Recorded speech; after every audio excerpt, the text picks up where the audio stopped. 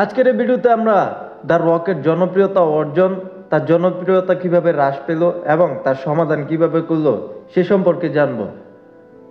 তো আপনি যদি দ্য রকের জনপ্রিয়তা সম্পর্কে জানতে চান তাহলে ভিডিওটি না টেনে সম্পূর্ণ দেখতে থাকুন। আর আপনি যদি আমাদের এই চ্যানেলের নতুন দর্শক হয়ে থাকেন তাহলে চ্যানেলটিকে সাবস্ক্রাইব করে সাথেই থাকুন। তাহলে চলুন দেরি না করে শুরু করা যাক। ডাব্লিউডাব্লিউই সার্কিটে অভিষেক হলো তার 1996 সালের নভেম্বরে সার্ভাইভাল সিরিজ পিপিভিতে। আসলে এই সার্ভাইভাল সিরিজের লড়াই সাধারণত তেমন একটা গুরুত্ব পায় না বোদ্ধা মহলে, কারণ একসাথে অনেক লড়তে নামেন রিংয়ে। ফলে অনেক রেসলারই যোগ্যতার যথাযথ পরিমাপ হয়তো এই সিরিজে সেভাবে হয় না। কিন্তু তারপরও পেশাদারী জীবনে প্রথম লড়াই সার্ভাইভাল সিরিজে একেবারে মাত করে দিলেন নবাগত রকি মায়াভিয়া। গ্যালারির দর্শকদের মধ্যে কেউ যে কথাটি ভাবেনি তাই করে দেখালেন তিনি। সকলকে অবাক করে দিয়ে সোল সার্ভাইভাল হয়ে গেলেন রকি। দর্শকদের মাঝে শুরুতে দারুণ গুঞ্জন উঠল, কে এই রকি মায়াভিয়া।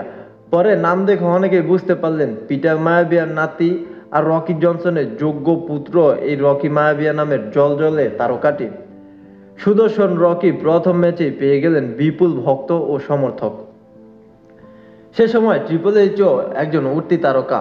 অনেকেই ভাবলো এই দুজনের মধ্যে লড়াই হলে বেশ হয়। দিন কয়েকের মধ্যে মুখোমুখি হলেন তারা ইন্টারকন্টিনেন্টাল চ্যাম্পিয়নশিপে এবং রকি ম্যাচটি জিতে নেন, কিন্তু দর্শকদের মন ভরাতে পারলেন না। আস্তে আস্তে তার নিন্দুকের সংখ্যা বাড়তে থাকলো। তার সমর্থকরা রাগে ক্ষোভে মন্তব্য করলো, এত ভদ্রতা দিয়ে আর যাই হোক রেসলিং হয় না। রেসলিংয়ে সফলতা তথা তারকা খ্যাতি পেতে হলে আরও বেপরোয়া, আরও নির্দয় হওয়া দরকার। বিষয়টি রকি নিজেও উপলব্ধি করলেন, সিদ্ধান্ত নিলেন পাল্টাতে হবে নিজের অতি ভালো মানুষী ইমেজ। ঠিক এই সময়ে সমস্ত ভক্তকে বিস্মিত করে তিনি যোগ দিলেন বিতর্কিত গ্রুপ নেশন অফ ডমিনেশন স্টেবলে।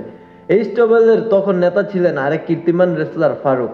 বিতর্কিত একটি গ্রুপে তার এই যোগদানকে প্রকাশ্যে যে যাই বলুক না কেন, দ্য রক পরবর্তীকালে প্রমাণ করেছেন যে তা সেদিনের সিদ্ধান্ত ছিল সঠিক।